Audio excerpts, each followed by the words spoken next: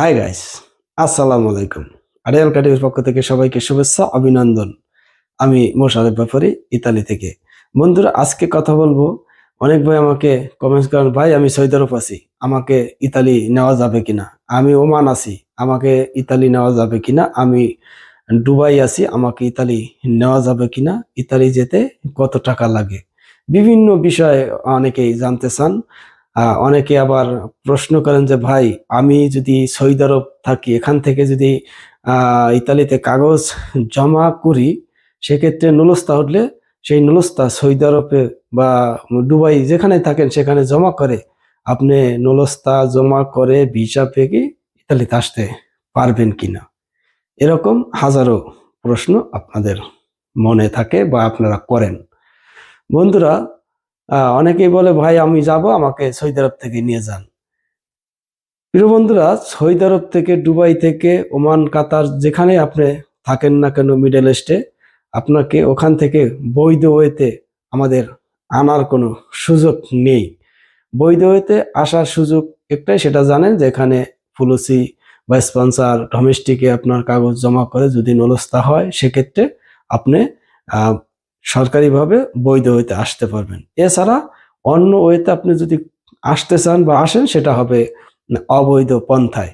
ওই বিষয়ে হয়তো আমরা কোনো কিছু জানি না বা আমার জানা নাই।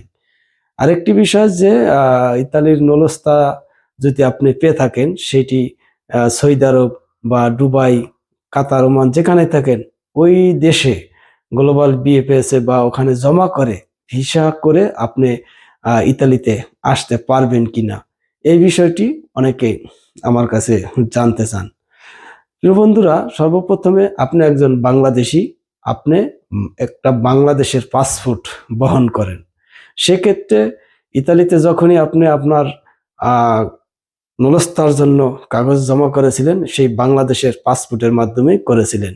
সেক্ষেত্রে আপনার যদি গ্লোবাল আপনার যদি নলস্তা উঠে থাকে, সেই নলস্তা শুধু ইতালিয়ান এম্বাসি বাংলাদেশে আপনার পাসপোর্ট সহ আপনার সশরীরে গিয়ে আপনাকেই আপনারটা জমা করতে হবে। অন্য কোনো দেশে আমার জানা নাই, কারণ যেহেতু আপনি বাংলাদেশের নাগরিক, বাংলাদেশের পাসপোর্ট বহন করেন, আপনাকে বাংলাদেশে গ্লোবাল বিএফএসে জমা করতে হবে। সেখান থেকেই আপনার ভিসা নিতে হবে, তারপরে ইতালিতে আসতে হবে।